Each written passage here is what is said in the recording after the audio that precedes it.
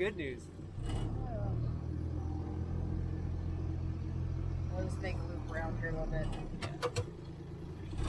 So, welcome. I'm glad you're here to share my little place with you.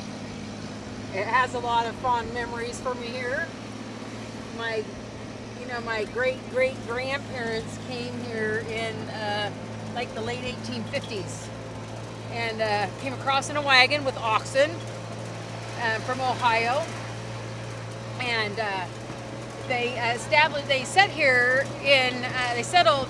I think originally it was like they came here because mining was the big thing. Well, when they got here, they really realized that's not what they were cut out to do, so they started farming and ranching.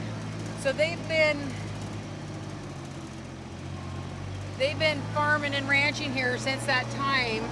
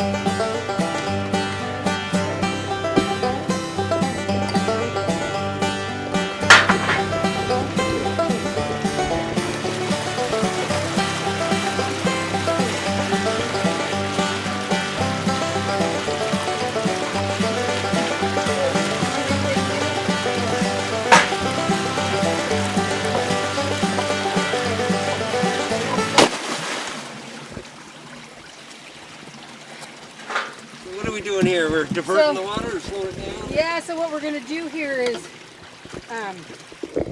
this is one of the things we're blessed with in Nevada County is NID. So the Nevada Irrigation District, which, crazy enough, my great-grandparents were part of establishing this in the day. So this original old tar ditch in the day actually was used for, parts of it was for use for mining in Smartville, which is really kind of interesting. So what I'm doing now is I'm gonna switch this water around. When we go back, the water moves down in a chain, and then we block it up, and then the water's gonna come out of these orifices, and that's how we irrigate. So it's a time-consuming thing, but it grows the grass that feed the cows, that feed the people in the long term of it at some point. And not to mention, and I always think about this with my grandparents, my grandma. I got some cool old pictures of her riding out here on her horses and stuff, but the ability they did and made this place pretty fire safe. So she was doing that too. Like she could even run and I gotta tell you, I think the things that I do now are really because of the things she taught me and I observed as a child, like using a chainsaw. She never made me feel like I was just a girl. She made me realize you had to be self-sufficient. You shouldn't always be dependent. Yet, she was a lady. She liked to dress up. She liked to, we went to church on Sundays, and she knew how to be a lady. And I thought that was, she gave you that blend, that mix. And I think that's something I grew up in life too. I don't ever want to be considered tougher than my husband, let's put it that way. I like to be his partner, and I think that's what she always thought. She was a partner. You worked in things together, and I think that's what makes your marriage strong over a period of time, is realizing that you're partners.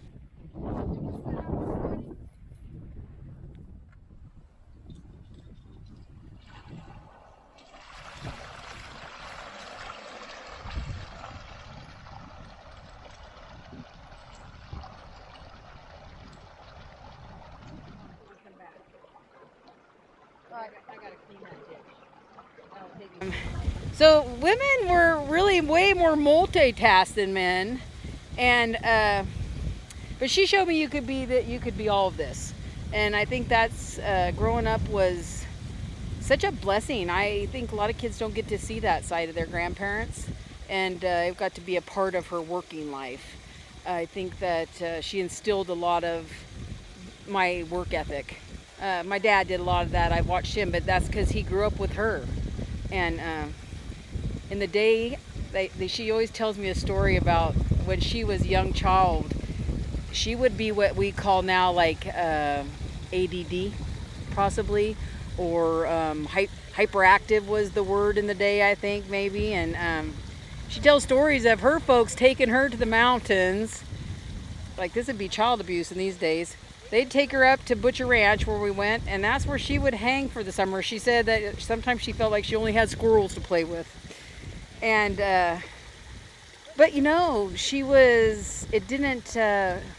obviously didn't hurt her, because she was just like I said, I just can't go on and on enough about how incredible she was. She makes me smile when I think about her. She, like saddling those horses or cleaning the stalls every day. You know, you couldn't tie the horses in there without cleaning the stalls every day. And then in those days, they saved the manure. We didn't haul it out of the barn every day. It got put in a pile, and then you backed the manure spreader in the spring, and you loaded all that hot manure, and off you went to the fields, and she would drive the tractor, and we'd be slinging manure all over, fertilizing the fields. You know, everything had a purpose. And the only thing I don't remember my grandma ever doing much was the hay. That was a man's job.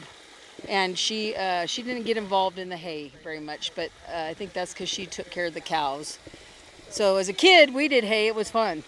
I think that was more hanging out with the guys, and we would get paid. I think there was 3 of us, and we'd have to split 20 cents a bale. We'd drive, and somebody would stack it on those were fun memories too. But then you'd come in, and you know, I think that was another memory is lunchtime you came in and had supper. And she fixed supper. And those were like the big meal. Everybody came in for the day, all the hands, my dad and his brothers and the friends or whoever happened to be working here, and she would fix a feast. So amid of all of her all daily chores, that's what she did. I will tell you the one thing that she did that to this day I don't do is pluck a chicken. I'll remember that all my life. I love chickens, and I'm glad people raise chickens, and I love my hens, but I am never plucking a chicken again after that. Grandma always made us pluck the chickens. She'd scald those things, and away we go. But oh, the soup and the broth. You know, the memories were good, but not plucking the chickens. I'll never forget that as long as I live. Oh, she was funny. She had cute curly hair. I remember one time we were driving down the road. We're pulling a trailer, a little 2-horse trailer. We're driving down. We were coming out of Camptonville down through those turns. And she goes, "Hey, there goes a tire." Well, it was a tire off our trailer past us and was going down the road. She's like, you know, she never panicked once. She's like, well, imagine that. So we pulled over, we went down and got the tire. She never lost her cool one bit, and I'll just never forget that. I think I'm a good driver because of her too. You know, you just didn't panic. She didn't ever panic. She just took everything in stride. So I like to say I credit some of that too. I think if I was in an emergency, I'd want to be with me, because I think I can think good and take care of stuff in a mission and then fall apart when it's all over. You know, that's how I roll, and I feel like I inherited that from her a little bit. Yeah, I don't know that I'm the best cook that she is, although I can make bread. Yeah, I will tell you another story too. You didn't ever eat my grandma's scrambled eggs, because you didn't ever know what she was putting in them. Because you remember in the day, you did not waste things. You used every part of the beef. We were not a wasteful people. You managed everything, and they had sweetbreads are a part of the cow, and even the brains at the one time. There was always, all those things were utilized into food, and so yeah, we never ate her scrambled eggs. And I'll tell you another fun story. The things we take for granted. And so one time, my grandma, this in the day, they made instant potatoes. That just still cracks me up. She thought that was the greatest invention ever, were these potatoes. You know, because you had to peel them, you pour them out of a box. And that still makes me laugh because sometimes you chased them across the plate, and other times your folks stood straight up. I'll never forget that. But I remember she thought that was the greatest thing, instant potatoes. Oh God, those are fun things. One time we were in Butcher Ranch. This is the mountains. I wasn't there for this story, but I got a picture of it. She was in the cabin. She heard stuff milling around. Well, she was in the bottom of the cabin, and the bear was in the top of the cabin. Yeah, so like she killed the bear. I got a picture. She got it hung up, got it skinned, got them all dressed out, and then they ate bear meat for however long they did it. She was quite a lady. I don't know if I would have been brave enough to stay in the building with the bear. I think I might have bolted from the bear. Yeah, I'm not afraid of snakes from her, but I am afraid of. Yeah, I don't know that I could do a bear. Yeah, she was fun. But like I said, an irrigating wasn't something she really did. You know, we learned over time. I feel a bit spoiled as we've moved on with technology. I mean, we've got nice tractors now. We have nice haying equipment. I got pictures of them using the horses to haul the hay in. You know, they had an old horse-driven sickle bar, and they would mow all the grass. And then they would get it with thrashers and rake it all up, and then they'd haul it in by the horse. And then in that big old barn at home, they had a big claw thing. You'd get back in there, and that would drag the hay back into big piles. And I think my uncle was the first one. He bought one of the first balers, a real baler, and because he was kind of an entrepreneur at a young age. And so that's when started baling hay. So that was probably that must have been probably in the 40s, maybe early 50s, somewhere in there. Probably the 40s.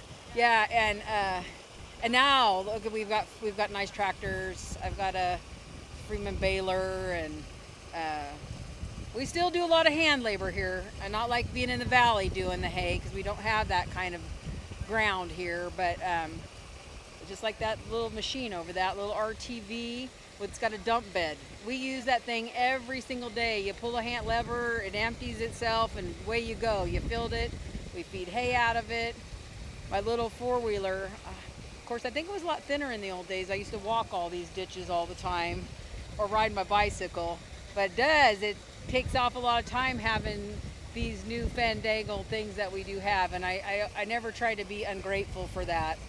It allows me to do other things at the same time, too. Because I still have to be a mom and a grandma. And I'm grateful to be a grandma now because I know what it was like to have a grandma and get to spend time. I loved it. If I could be down here when I was a kid, this is where I wanted to be all the time. I couldn't wait to go to the ranch. My mom said since the time I was 2 years old, if my dad was going to the ranch, I was at the door waiting with in my boots. That was the thing. So, and I remember my grandma said, yeah, she told me a story one time. She goes, I remember they came out and said, Olive, you have a cowgirl, not a cowboy. But she said, she goes, it was okay, Susan. She goes, we just had a good relationship. So like I said, we got to do a lot of fun things together, and now I get to call, this is the legacy they left. And this is what I get to be a part of her life still. I get to carry on her legacy, and I think she would have been proud. I think she looks down. I feel her here, and I think she's happy we're still doing this. And then and I think it's kind of fun too. I don't know if you know, but so my daughter works here now, Neela, and actually she kind of does a lot more of this than the succession as you move on. And I have a new job, and then my granddaughters are here, and they're 7th generation. So that says a lot about a place. So there's 7 generations of women that have trod across this land, clear back from Charity to Grandma Lily. So lot of women helped build this legacy that I get to be a part of. So kind of fun. So now what I'm going to do, I'm going to open this gate here, water. We're going to watch that water come crashing out here. This gate right here? Yeah, we're going to watch it. It's going to come out right there. Oh, good. Let you get set up when you're ready.